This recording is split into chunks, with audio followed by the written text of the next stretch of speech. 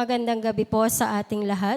Sa pag-aalay natin ng banal na misa, isama po natin sa ating panalangin ang mga nagpapasalamat, pandangguhan ng Santa Catalina ng San Ildefonso, pandangguhan ng Bukana, Bahay Pari, Candaba, Pampanga. Pasasalamat nila Mayor Willie and Mrs. Elby Kiat and family, Maxima Bagolor and family, Priscilla and Louis De Leon, Maxima Mempin, Boy Mempin and family, John and Lori San Jose and family, Teofista Cruz and family, Macario and Agulto family, Fe Pineda and family, Fred and Maria Gracila de la Peña and family, Elena de Lara, Connie Lopez, Fred Lopez, Mercedes de la Peña, Rodel and Inday Montalban, Ana and Caloy Carlos, Alfredo and Marilyn Hernandez and family, De La Paz family, Lorenzo and Seni Javier and family, Nilo and Tessie Javier and family, Rosie Aldana and family, Felipe Perez and family, Celedonia Victoria, Mercy de la Peña, Lamberto and Consuelo de Leon and family, Marco Pagdanganan, Rustico Fernandez, Benji and Michelle Del Pozo, John Paul and Eileen Pascual and family, Feli Bunag and family, Jairo Akiyama, Bernie and Grace Gallegues and family, Norma Mangalili, Janet and Willie Mangalili and family, Tessie Bernardo and family, Rosita del Rosario, Lynn and Rene Boy Dalieda and family, Bong and Atet Mempin and family, Celedonia Victoria and family, Casey Samson, Omar, Sally and Rosmar Ramos, Junior and Shirley Principio, Janet Tabon-Tabon and family, Rosemary Elevado, Victoria Bunag, Masha Santos, Imelda Santos, Belen Toledo and family, Ami Frosola and family. Para sa natatanging kahilingan ni na Congresswoman Vicentina Pancho, Maria Ruvirisa William, Per Lisa Principio, Aaron Hamante Principio, Marla Golderisa Principio, Dana Alison Dumandan, Julius Dumandan, Angelito Principio, Leoncia Principio, Hill and Mel Villegas, Henner and Carmen Ligon. Para sa maagang pagaling ni na Leticia Banting, Rainier Canto, Carmelita Lumabas at ang Helena Malakas. Para sa kapayapaan ng kaluluwa ni na Flaviana, Nana Ake, Eliseo, Sal Jose, Julieta, Alfredo, Rogelio, Cipriano, Crisanto, Seferino, Anita, Maria, Norma, Chopila, Celing, Benedicto, Estrelita, Rolando, L.A. Jane, Francis, Lamberto, Teresita, Joel, Antonio, Olympia, Nancy, Ricardo, Bill, Jesse, Rolando, Pabling, Beatriz, Porcha, Leopoldo, Miguel, Patrick, Pablo, Remedios, Eugenia, Ignacio, Cecilio, Leonila, Gloria, Bienvenido, Socorro, Amanda Sr., Ludgarda, Alfonso, Juliet, Lourdes, Jose, Margarita, Berhilio, Josefina, Florentina, Catalina, Elsa, Remedios, Emerita at Jocelyn.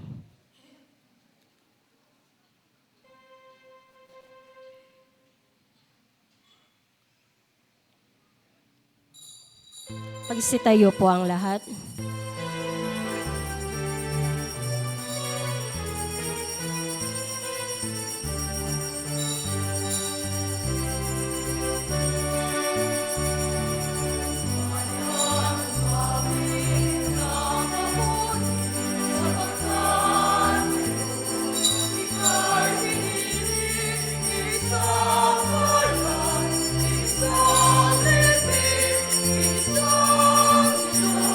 Isa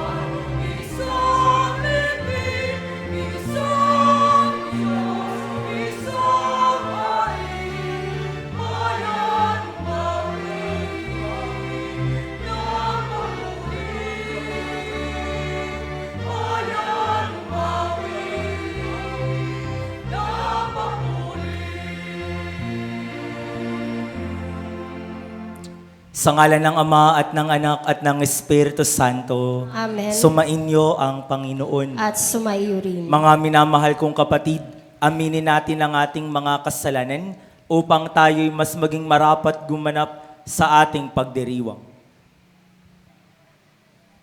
Tayong lahat inaamin ko sa makapangyarihang Diyos. At sa inyo, mga kapatid, na lubha akong nagkasala sa isip, sa salita at sa gawa at sa aking pagkukulang.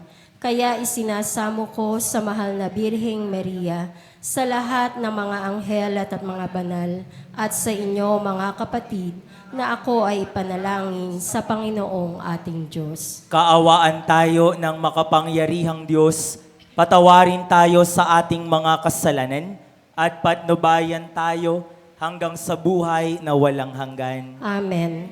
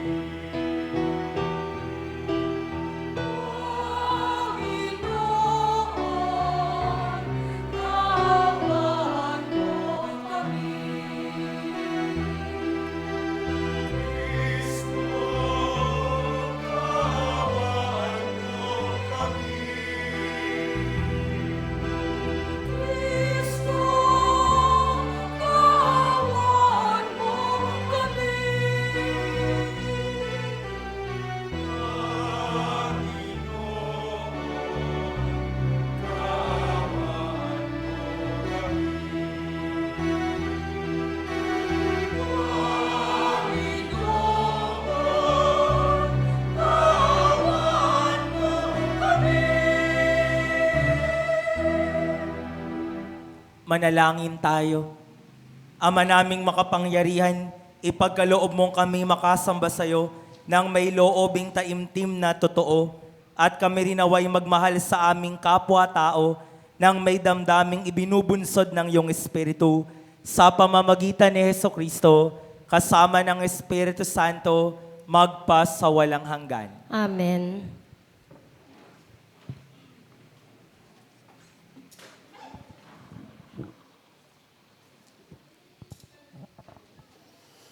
Ang salita ng Diyos mula sa ikalawang aklat ni Samuel.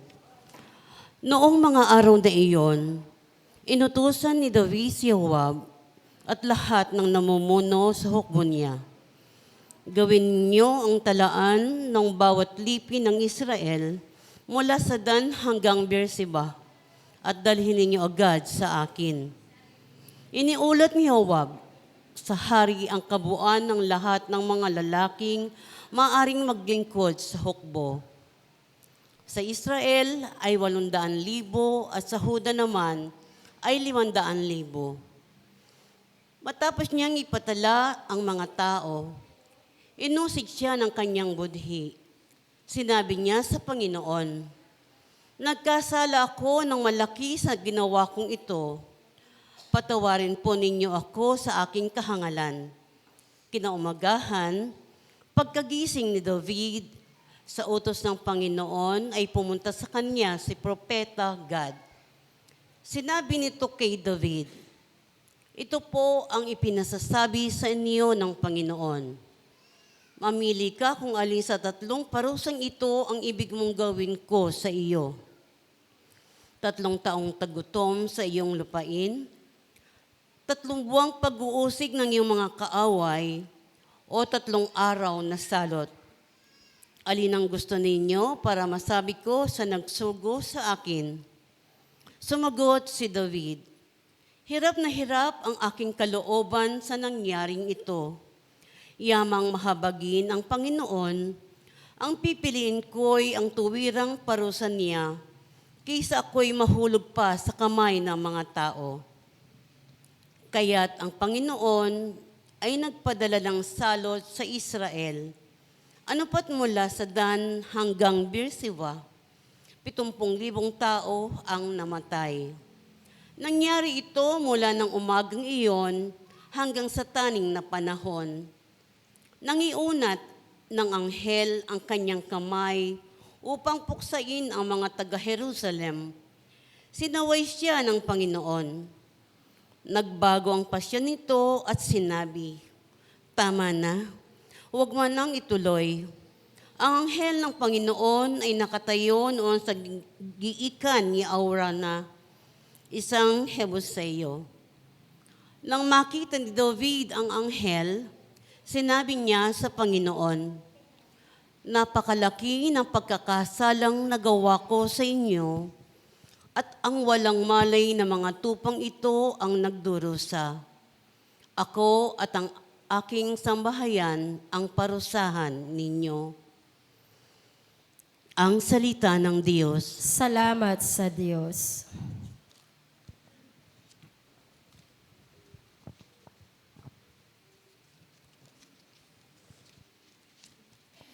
Diyos ko, ako'y patawarin sa aking pagkasuwail. Diyos ko, ako'y patawarin sa aking pagkasuwail. Mapalad ang tao na pinatawad na yaong kasalanan at nalimot na rin ang kanyang nagawang mga pagsalansang.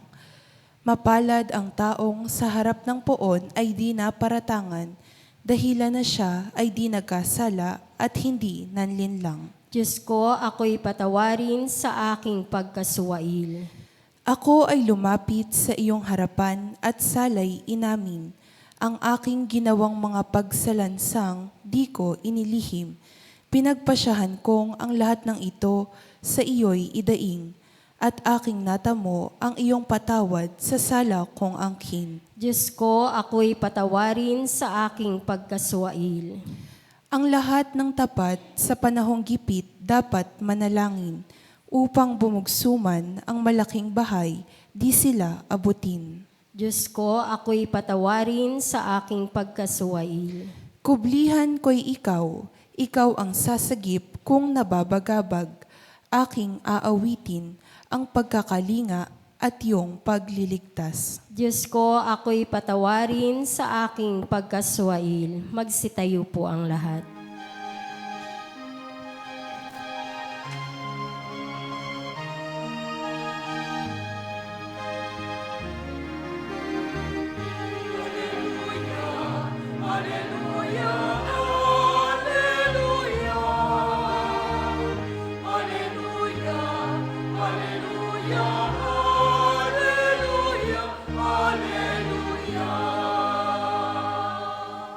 Ang tinig ko'y pakikinggan ng kabilang saking kawan. Ako'y kanilang susundan.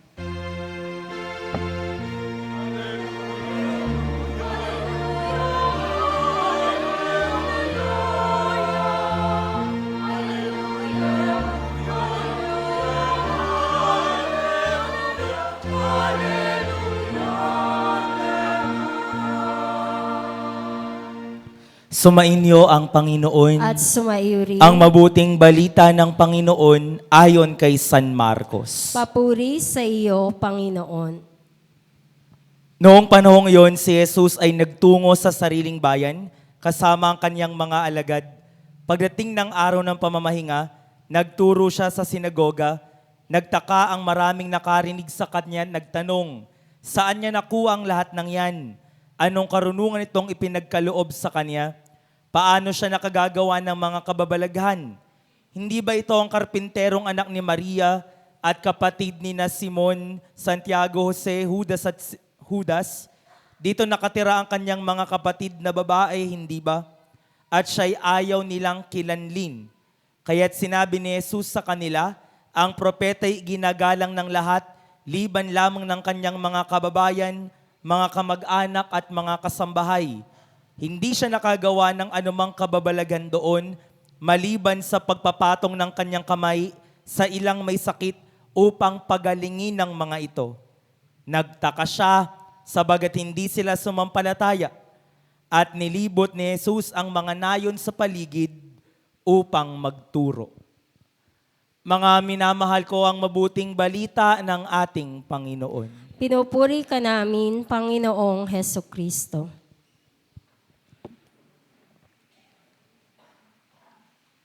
Not all people will like you. Not all people will appreciate you. Not all people will love you. Masakit man pakinggan, hindi tayo matatanggap ng lahat. Hindi tayo magugustuhan ng lahat at hindi tayo papalakpakan ng lahat. There is this old saying, you cannot please everybody. Hindi ka magugustuhan ng lahat. And that is okay because you are in good company. In our gospel narrative today, Jesus was rejected not by strangers.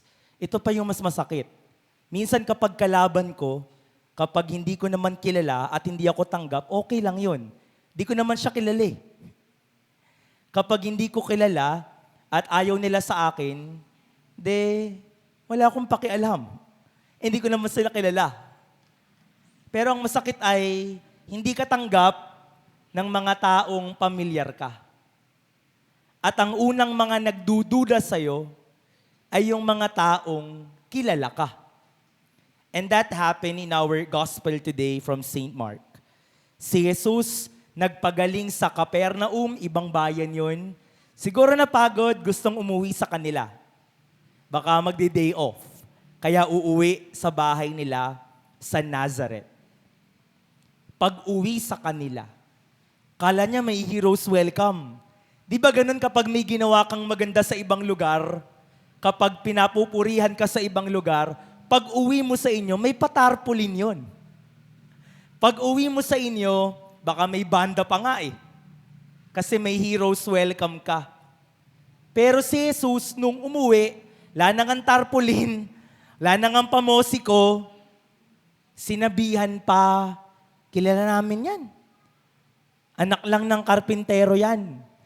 Kilala namin ang pamilya niyan, alam namin ang background niyan, alam namin ang baho ng pamilya niyan, kilala namin yan. Paano siya nakagagawa ng himala at saan siya kumukuha ng apog na magturo ng mahusay?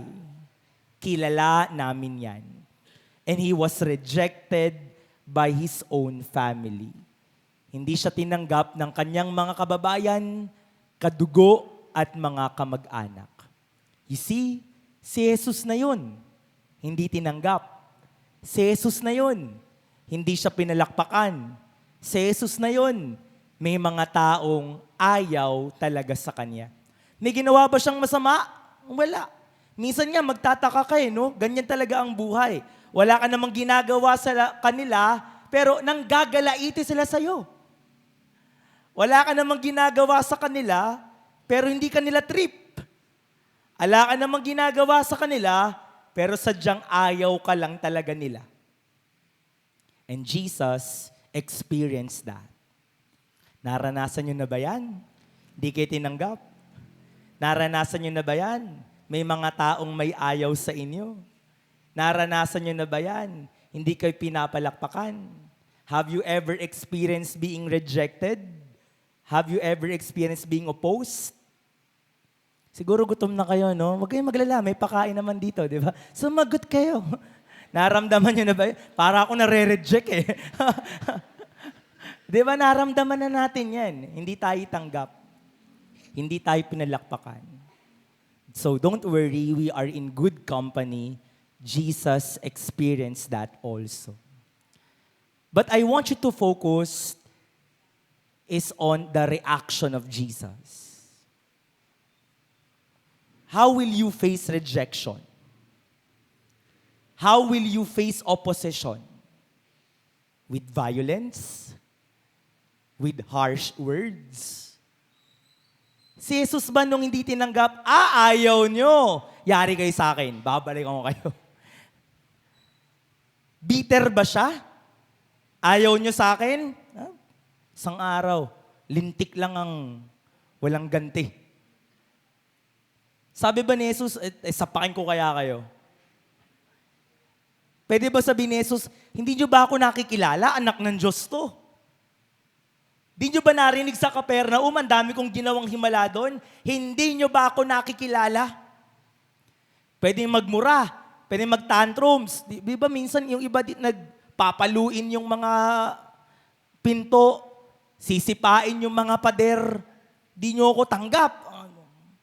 You're lost. Anong reaksyon niya at the face of opposition, in the face of rejection? Violence? No. Harsh words? No. Anong kanyang reaksyon?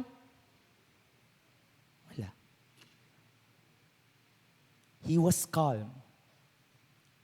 He did nothing. He said nothing. And that is the most Christian response to rejection and opposition. You do nothing. You say nothing. Do not go down to their level. Ba't ako bababa sa level nila? Ba't ako gaganti? E di naging tulad ko pa sila.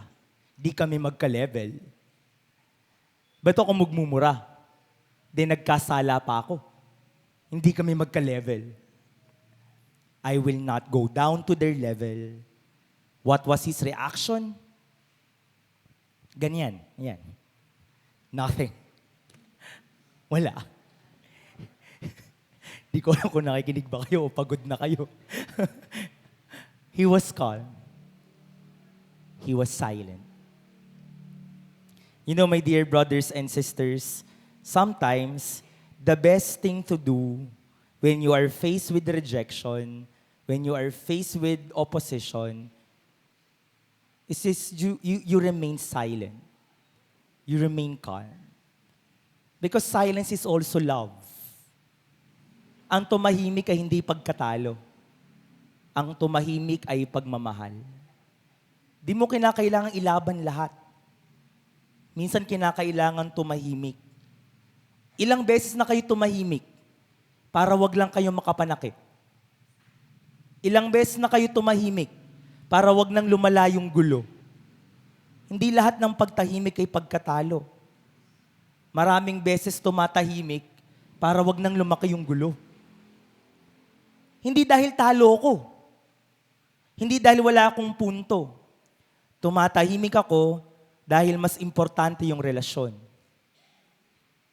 Kaysa magkasakitan tayo, kaysa magkasira tayo, kaysa magmurahan tayo, kaysa magbatuhan tayo ng maaanghang at mapapait na salita, tatahimik na lang. And that is the most Christian response to rejection and opposition. Si Jesus nga 3 oras sa krus.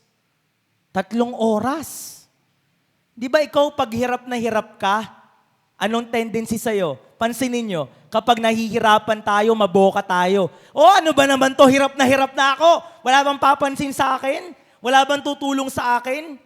Si Jesus, 3 oras sa krus. 7 lang ang salita. 7 lang. Pwede siya magmura-mura, babalik ang okay lahat, isa-isa. Kung pwede magturo, di ba isa-isahin ko kayo. Dahil pagkatakot-takot na mura ginawa niya, takot-takot na cursing ang ginawa niya, 3 oras sa krus, at ang krus ang ultimate rejection. We don't want you, so we want you dead. Ayaw ka namin, kaya mamatay ka na. Ayaw ka namin, kaya mawala ka sa landas namin. The cross is the ultimate rejection, and even in the ultimate rejection, what was his response? Nothing. His response, forgiveness. Patawarin mo sila, di nila alam yung mga may saltik ata yan. Mga baliw ata yan. Di nila alam ang ginagawa nila, patawarin mo sila. Hindi siya gumanti.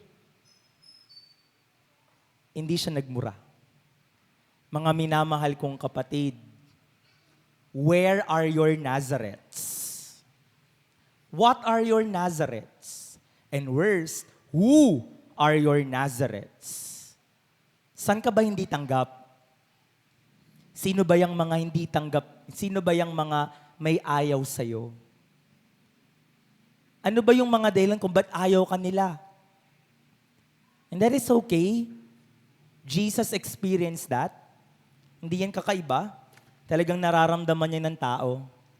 Pero gusto kong matuto kayo sa gospel natin ngayon. Bilang tao, gusto natin gumanti. Siniraan mo ko, sisiraan din kita. Minura mo ko, mumurahin din kita. Sinaktan mo ko, aba hindi na tayo dadaan sa barangay hall. Ba't dadaan pa sa lupon? Bay, magkamatayan tayo dito. Lupon-lupon. Yan ng lupon-lupon. Ang pinakatao ay gumanti. Ang pinakatao ay mag-isip ng masama. But we learn from Jesus. In facing your Nazareths, where you are not welcome, di ka tanggap, di ka gusto, okay lang yun. Pero huwag kang gaganti. Huwag mo silang murahin. Huwag kang bumaba sa level nila. Mas mataas ako sa'yo. I will not go down to their level. And the best response, silence and calmness. Ulitin ko sa inyo, hindi lahat ng tumahimik bigo. Hindi lahat ng tumahimik ay talo. Minsan kinakailangan tumahimik para maproteksyonan ng relasyon na meron ako. Kesa magkasira tayo, kesa lumawak pa, tatahimik na lang ako. And so the next time you are rejected, the next time you are opposed, pray to Jesus. The next time you are rejected, the next time you are opposed, the next time people will put false stories sa'yo. Minsan, sa panahon nga ngayon, minsan di na nga lang Facebook, ay hindi na lang minumura, Facebook pa, di ba? Nakakita ka ng mga walang magawa dyan sa Facebook ka, sa kapitbahay namin, demonyita, mamatay ka na. Tapos yung wala namang kamalak-malak, makikisangkot doon sa issue. Wala namang mga kamalak-malak. Makasahog lang. Gusto lang, ano bang tawag doon? Umepal. Gusto lang nandun. Yung, wala akong magawa manira kaya ako. Gusto lang niya may kagalit. The next time people rejected you, the next time people rejects you, the next time people opposes you, stay calm. Sabihin mo, Lord, kalma lang ako. Kakalma lang ako. Tatahimik lang ako. Hindi ako bababa sa level nila. Ikaw nang bahala sa kanila. Amen.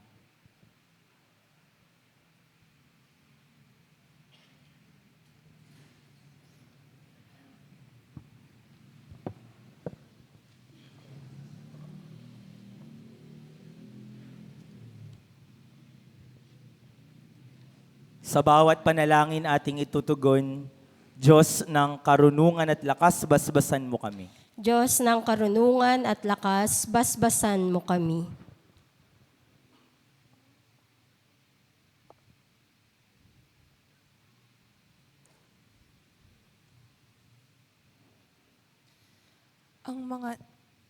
Ang mga namumuno sa simbahan, naway ipahayag ang salita ng Diyos ng may katapangan at isabuhay ito ng may pananalig. Manalangin tayo sa Panginoon. Diyos ng karunungan at lakas, basbasan mo kami. Ang lahat ng mga Kristiyano, naway maging maalab sa pagpapahayag ng salita ng Diyos sa mundong hindi naniniwala sa Kanya.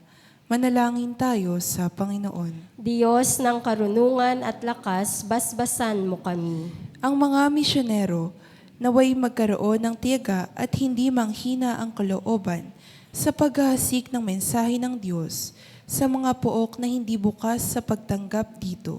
Manalangin tayo sa Panginoon. Diyos ng karunungan at lakas, basbasan mo kami.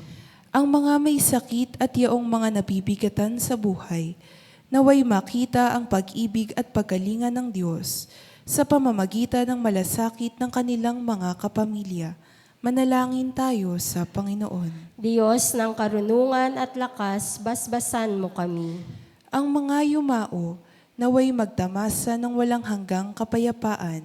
Manalangin tayo sa Panginoon. Diyos ng karunungan at lakas, basbasan mo kami. Sa katahimikan, ilapit natin sa Panginoon ang ating mga pangangailangan.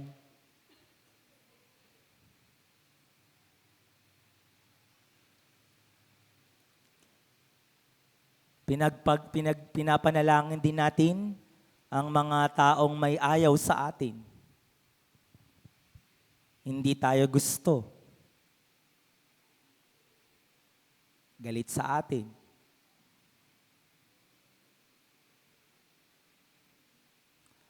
Ama, buksan mo ang aming mga puso sa iyong salita.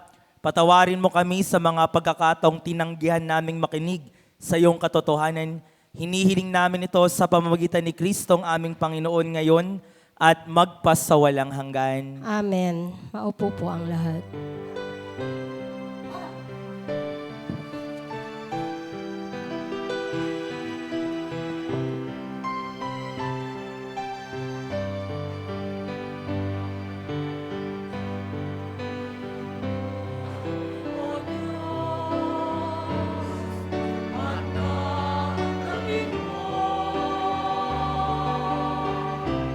Ang aming kanayahan, ang aming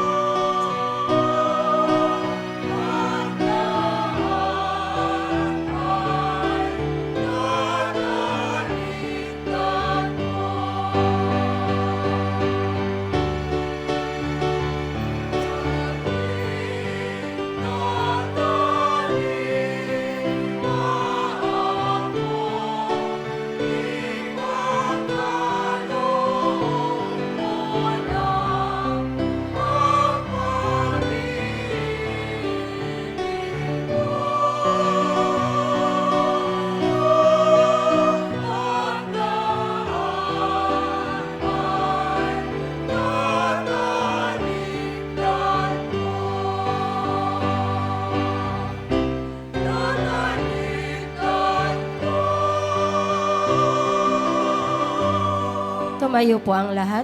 Manalangin kayo mga kapatid upang ang paghahain natin ay kalugdan ng Diyos amang makapangyarihan. Tanggapin nawa ng Panginoon itong paghahain sa iyong mga kamay sa kapurihan niya at karangalan sa ating kapakinabangan at sa buong sambayanan niyang banal. Ama naming lumikha, ang mga alay na ngayon aming inihahanda sa hapag na ito ng iyong dambana ay yung tanggapin at gawaran ng pagpapala upang mapagsaluhan namin ang kaligtasan mong ginawa sa pamamagitan ni Hesukristo kasama ng Espiritu Santo magpasawalang hanggan. Amen. Sumainyo ang Panginoon. At sumayo rin. Itaas sa Diyos ang inyong puso at diwa. Tinaas na namin sa Panginoon. Pasalamatan natin ang Panginoong ating Diyos. Marapat na siya ay pasalamatan. Ama naming makapangyarihan, tunay ngang marapat na ikaw ay aming pasalamatan sa iyong paglingap at kagandahang loob. Ang tao'y nilikha mo't pinangangasiwa sa sansinukob. Sa hangad mong siya'y iwastong lubos, siya'y pinagdusa mo sa kanyang pagtalikod. Sa iyong paggiliw iyong ipinahintulot na makabalik siya sa pamamagitan ni Kristo Jesus. Kaya kaisa ng mga anghel na nagsisiawit ng papuri sa iyo, nang walang humpay sa kalangitan, kami nagbubunyi sa iyong kadakilaan.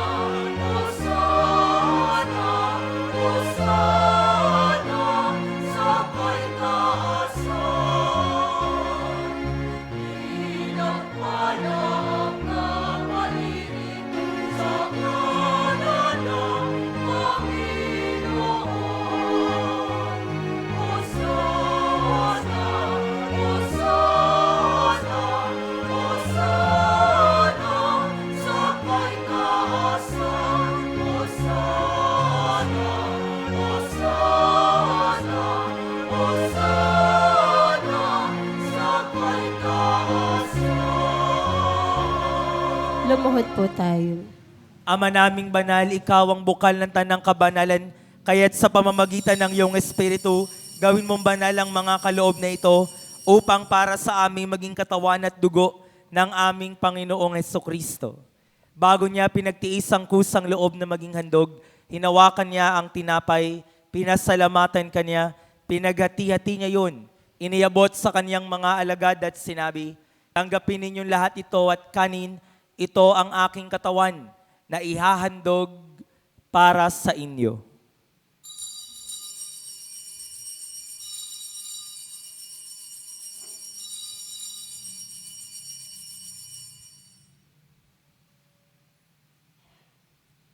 Gayun din naman noong matapos ang hapunan, hinawakan niya ang kalis, muli kanyang pinasalamatan, iniabot niya ang kalis sa kanyang mga alagad at sinabi, tanggapin ninyo lahat ito at inumin. Ito ang kalis ng aking dugo, ng bago at walang hanggang tipan. Ang aking dugo na ibubuhos para sa inyo at para sa lahat sa kapagpapatawad ng mga kasalanan. Gawin ninyo ito sa pag-alaala sa akin.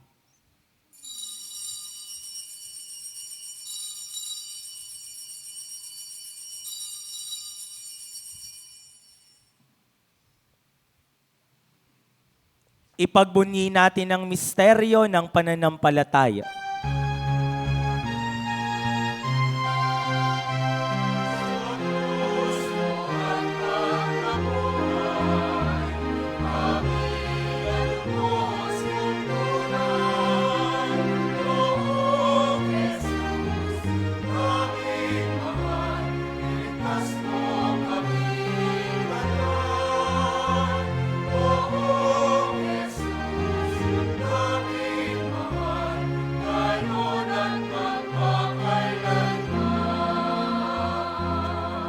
Ama, ginagawa namin ngayon ang pag-alaala sa pagkamatay at muling pagkabuhay ng iyong anak. Kaya't iniaalay namin sa iyo ang tinapay na nagbibigay buhay at ang kalis na nagkakaloob ng kaligtasan. Kami nagpapasalamat dahil kami iyong minarapat na tumayo sa harap mo para maglingkod sa iyo. Isinasamo namin kaming magsasalo-salo sa katawan at dugo ni Kristo ay mabuklod sa pagkakaisa sa pamamagitan ng Espiritu Santo. Amalingapin mo ang iyong simbahang laganap sa buong daigdig. Puspusin mo kami sa pag-ibig. Kaisa ni Leon na aming Papa, Dennis na aming Obispo, at ng Tanang Kaparian. Alalahanin mo rin ang mga kapatid naming nahimlay nang may pag-asang sila'y muling mabubuhay, gayon din ang lahat ng mga pumanaw. Kaawaan mo sila at patuloyin sa iyong kaliwanagan.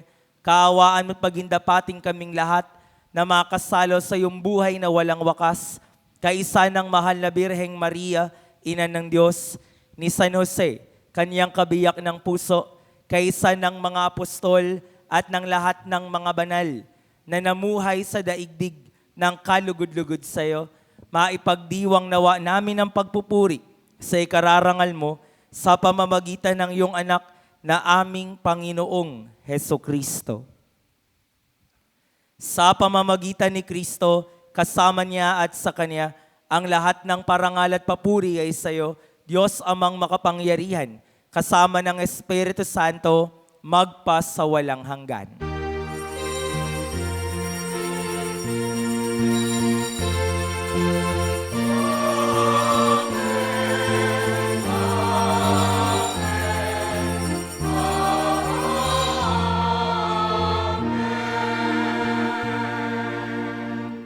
Sama-sama tayong tumawag sa Diyos na ating Ama.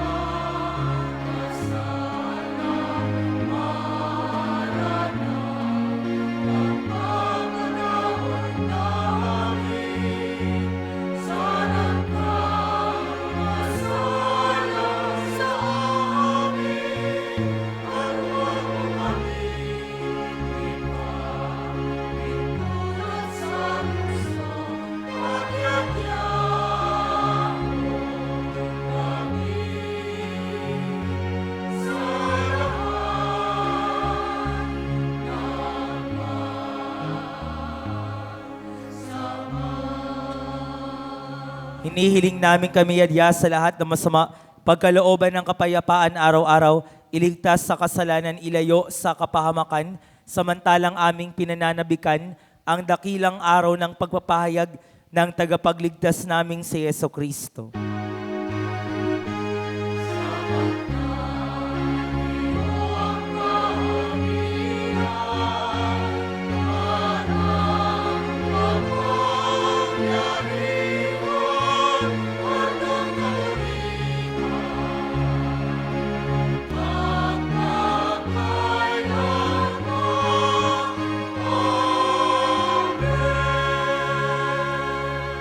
Panginoong Jesucristo, sinabi mo sa iyong mga apostol, kapayapaan ang iniiwan ko sa inyo, ang aking kapayapaan ang ibinibigay ko sa inyo. Tunghayan mo ang aming pananampalataya, huwag ang aming mga pagkakasala. Pagkalooban mo kami ng kapayapaan at pagkakaisa, ayon sa iyong kalooban, kasama ng Espiritu Santo, magpasawalang hanggan. Amen. Ang kapayapaan ng Panginoon ay laging sumainyo. At sumayo rin. Magbigayan kayo ng kapayapaan sa isa't isa.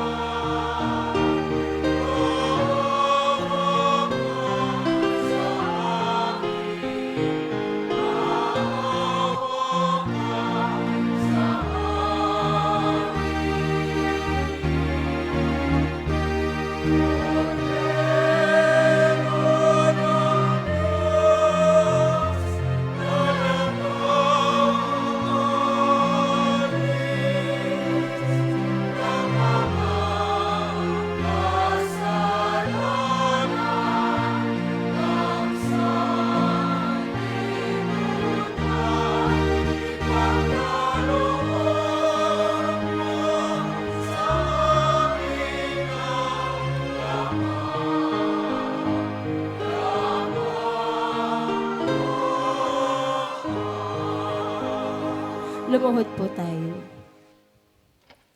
Narito si Kristo ang daan, katotohanan at ang buhay. Mapalad ang mga inaanyayahan sa kaniyang banal na piging. Panginoon, hindi ako karapat-dapat na magpatuloy sa iyo, ngunit sa isang salita mo lamang ay gagaling na ako.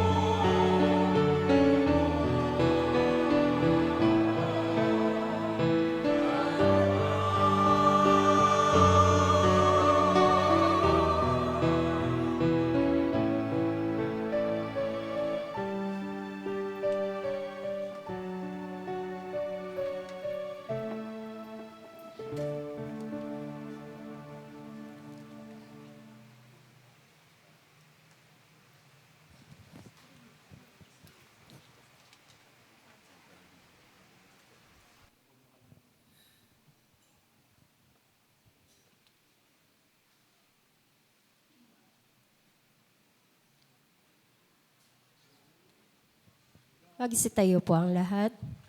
Manalangin tayo. Ama naming mapagmahal, kaming nagsipakinabang sa piging ng aming kinamtang kaligtasan ay umihiling na yung bigyang kaunlaran sa pananampalatayang wagas kailanman sa tulong ng panubos na ngayon yung bigay sa pamamagitan ni Heso Kristo kasama ng Espiritu Santo magpas sa walang hanggan. Amen.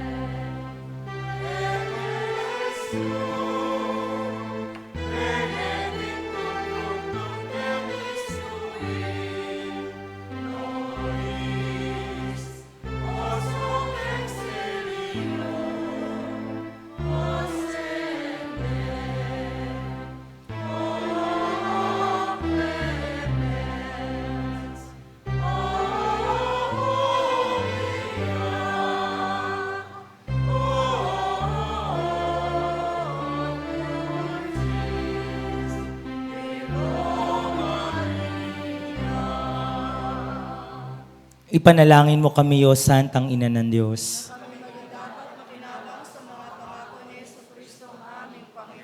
Manalangin tayo, mapagpalang Ama, kasihan mo kami ng iyong mahal na pagpapala at yayamang sa pamamagitan ng anghel ay nakilala namin ang pagkatawang tao ni Heso Kristong anak mo, pakundangan sa mahal niyang pagpapakasakit at pagkamatay sa krus.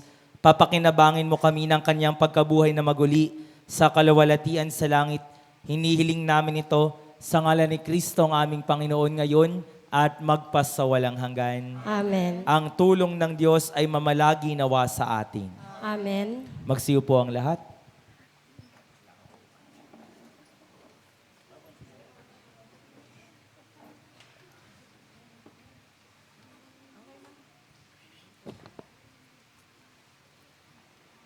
Isang mapagpalang gabi po sa inyong lahat. Mula po sa pamilya ng Nana Ake, kay Mama Ellen, Kapitan Leslie Ocampo at samahan po ng Lourdes. Taos puso po kaming nagpapasalamat sa inyo, Reverend Father Nino Jomel de Leon, sa pangungunan niyo po para sa banal na misa sa ikatlong araw ng nobinaryo para sa kapistahan na Mahal na Birhen ng Lourdes. Muli po, maraming pong salamat.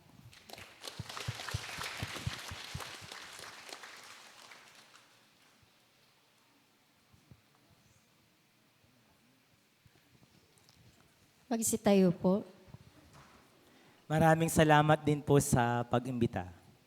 Sumayin niyo ang Panginoon At sumayo rin. at pagpalain kayong palagi ng makapangyarihang Diyos, Ama at ng Anak at ng Espiritu Santo. Amen. Tapos na ang misa, humayo kayong taglay ang kapayapaan at pag-ibig ng ating Panginoon. Salamat sa Diyos.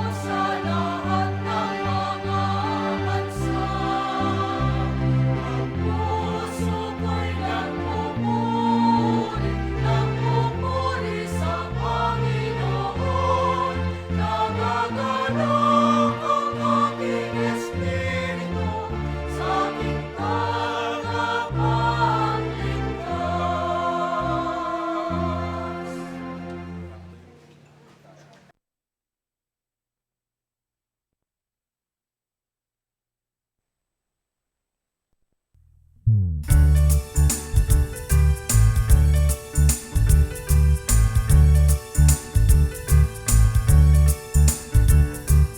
Birhen ng Lourdes aming ina, Reyna ng Santa Iglesia Katolika, yung pinabalong sa Lourdes ang tubig, bukal ng kagalingan at iyong pag-ibig.